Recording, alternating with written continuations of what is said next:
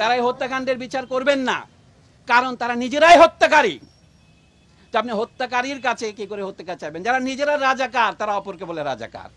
এই হত্যাকাণ্ড রাষ্ট্রীয় মদতে হয়েছে, রাষ্ট্রীয় বাহিনীর দ্বারা হয়েছে এবং রাষ্ট্রীয় বাহিনীর সহযোগীদের দ্বারা হয়েছে। দেশের সিভিল সার্ভিস থেকে শুরু করে সমস্ত সরকারি চাকরিতে সকলের বৈধভাবে প্রতিযোগিতা করার অধিকার থাকবে কি থাকবে না, সেই প্রশ্নটা অরাজনৈতিক প্রশ্ন নয়, এটা একটা রাজনৈতিক প্রশ্ন। কিন্তু রাজনৈতিক প্রশ্নের রাজনৈতিক সমাধানের দিকে না গিয়ে দেশের সরকার প্রথমে সেইটাকে এক পাশে ঠেলে দিতে চেয়েছে, উপেক্ষা করতে চেয়েছে, পরে যে দমন নীতি অবলম্বন করেছে নিজেদের পেটোয়া বাহিনী দিয়ে, সেটা থেকেই এই হত্যাকাণ্ডের শুরু। আমরা প্রথমেই পরিষ্কার করে বলতে চাই, এই হত্যাকাণ্ড রাষ্ট্রীয় মদতে হয়েছে, রাষ্ট্রীয় বাহিনীর দ্বারা হয়েছে এবং রাষ্ট্রীয় বাহিনীর সহযোগীদের দ্বারা হয়েছে, যাদেরকে আমরা বলতে পারি প্রাইভেট বাহিনী। এর বিশ্বাসযোগ্য তদন্তের জন্য অবশ্যই বর্তমান পরিস্থিতিতে আন্তর্জাতিক তদন্ত দরকার। আমরা আমাদের নিহত, আহত, গুম হওয়া এবং নির্যাতিত জাতীয় জনগণের পক্ষ থেকে সেই দাবিকে অকুণ্ঠ সমর্থন জানাই। দ্বিতীয়ত, এখনও হত্যাকাণ্ডকে অস্বীকার করার জন্য একটা উদাহরণ দেই আপনাদের। গতকাল শোক দিবসের নামে একটা প্রজ্ঞাপন জারি করেছেন মন্ত্রিপরিষদ সচিব। সেখানে দেখবেন নিহত এবং আহতদের জন্য শোক পালনের জন্য কালো ব্যাজ পরিধান করতে বলেছেন। আমরা কিন্তু সেটা প্রত্যাখ্যান করেছি, আমরা লাল ব্যাজ পরেছি। এবং তারপরে তাদেরকে তারা শহীদ বলতে রাজি নন। তাহলে তারা যদি শহীদ না হন, শুধু নিহত হন, তাদের জন্য তাহলে প্রার্থনা করার দরকার কি? এটা একটা নয়, এই ধরনের অজস্র সবিরোধ আপনারা পাবেন। সরকার এখন এই হত্যাকাণ্ডকে জায়েজ করবার জন্য যে অজুহাত ব্যবহার করছেন, যে তারা মেট্রো রেল স্টেশনে হামলা করেছে, সেতু ভবনে হামলা করেছে, অথবা বাংলাদেশ টেলিভিশন ভবনে হামলা করেছে। আমাদের জ্ঞানী বিশ্লেষকরা, যেমন ব্রিগেডিয়ার জেনারেল শাকাওয়াত হোসেন, তার পরিষ্কার করেছেন এইগুলিকে বলা হয় কি পয়েন্ট ইনস্টলেশনস, কেপিআই। এগুলি রক্ষার জন্য সরকার কোনো পূর্ব ব্যবস্থা গ্রহণ করেনি, অথবা করলেও যথাযথ ব্যবস্থা গ্রহণ না করার ফলে এটা এর দায় কে বহন করবে? তাদেরকেই বহন করতে হবে। আর যেখানে গুলি হয়েছে, ধরুন প্রথমেই আবু সাইদ যেখানে নিহত হয়েছে রংপুরে, সেখানে কোন কেপিআই আক্রমণ করেছিল তারা?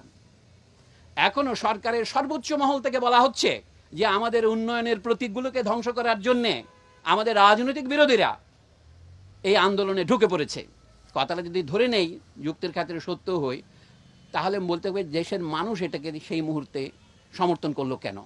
ধরুন মিরপুর 10-এ অথবা অন্যান্য যে মেট্রো রেলে আক্রমণ করলো কেন? আমাদের দেশের অথবা যে কোনো ঔপনিবেশিক দেশের ইতিহাসের সাথে যারা পরিচিত, এমনকি ইউরোপের দেশের ইতিহাস যারা পরিচিত, তারা জানেন মানুষ যাকে ক্ষমতার দম্ভের প্রতীক মনে করে সেটাকে হামলা করে। সরকারের লেজিটিমেসির একমাত্র দাবি হচ্ছে, বৈধতার একমাত্র দাবি হচ্ছে আমরা উন্নয়ন করেছি গত 1.5 দশকে। আইয়ুব খান সাহেবের 1 দশক ছিল, এখন শেখ হাসিনার 1.5 দশক হয়েছে। এই উন্নয়নকে মানুষ যে প্রত্যাখ্যান করেছে, সেটা দেখা যায় ঢাকা শহরের সমস্যাটা কি ছিল? গণযোগাযোগ ব্যবস্থার একটা বৈজ্ঞানিক পদ্ধতি, পাবলিক ট্রান্সপোর্টেশন সিস্টেম, সেটা দিয়ে মেট্রো রেল দিয়ে সেটার সমাধান হবে না। তাদেরই প্রকাশিত তথ্য অনুসারে এটা যখন সম্পূর্ণ চালু হবে, তাকে মাত্র 9% লোক এতে উপকার পাবেন। কাজে এইটাকে প্রতীকী করে দেশের সমস্ত বাজেটের টাকাকে এক খাতে নিয়ে যাওয়া, এই ম্যান্ডেট কে দিয়েছে? এটা জনগণের সাথে আলোচনা করা হয়েছে। সুতরাং মানুষ যখন তথাকথিত উন্নয়নের প্রতীকগুলিকে আক্রমণ করে, সেটাকে আপনি প্রথমে মনে হবে দুর্ঘটনা, কিন্তু না, এর পেছনে একটা কারণ আছে। আমরা বলেছি সরকারকে ক্ষমা চাইতে হবে, এখন সেই পর্যায়ে পার হয়ে গেছে। এখন জনগণের পক্ষ থেকে ক্রমশ ধ্বনি উঠবে, এই সরকারের ক্ষমতা থাকার অবস্থায় আপনারা কি কেউ বিশ্বাস করেন তারা এই ন্যায় বিচার করতে পারবেন? তারা এই হত্যাকাণ্ডের বিচার করবেন না, কারণ তারা নিজেরাই হত্যাকারী। তো আপনি হত্যাকারীর কাছে কি করে হত্যাকার চাইবেন? যারা নিজেরা রাজাকার তারা অপরকে বলে রাজাকার। পৃথিবীতে এর চেয়ে বড় পরিহাস আর কি আছে? মানে যারা খুনি তারা আজ আমাদের বলে খুনি, যারা বিশ্বাসঘাতক তারা আমাদের বলে বিশ্বাসঘাতক। ক্ষমতার সর্বোচ্চ কেন্দ্রের চারদিকে তো রাজাকাররা বসে আছে, এবং যে ছাত্র যারা 2000 সনের পরে জন্মগ্রহণ করেছে তাদেরকেও তারা রাজাকার বলছেন। আমরা এখানে দাঁড়িয়েছি শুধুমাত্র যারা নিহত হয়েছে তাদের আত্মার মাগফিরাতের জন্য নয়, যারা বেঁচে আছে তাদের আত্মার মাগফিরাতের জন্য। আমাদের মাগফিরাত হচ্ছে, মাগফিরাতের মূল কথা হচ্ছে ক্ষমা, আল্লাহর কাছে ক্ষমা চাওয়া। আল্লাহ গফুরুর রহিম, এবং যারা নিহত এবং আহত এবং যারা নির্যাতিত এখন নিপীড়িত এবং যারা পলাতক, আমরা তাদের প্রতিকার চাই। এবং তাই প্রতিকার সম্ভব হবে যখন দেশের সমগ্র জনগণ ওদের মতোই বেরিয়ে আসবে। বলা হচ্ছে এটা শুধু ছাত্র যুবকদের আন্দোলন, আসলে এটা ছাত্র যুবকদের আন্দোলন নয়, এটা সারা দেশের আন্দোলনে পরিণত হয়েছে এবং পরিণত হতে চলেছে। আন্দোলন বন্ধ হয় নাই, আন্দোলন বন্ধ হবে না। আমরা আজকে শিক্ষক হিসেবে দাঁড়িয়েছি, কিন্তু আমরা শিক্ষকতার বাইরেও আমাদের সামাজিক ভূমিকা আছে। আমরা তো ভোটারও বটেই।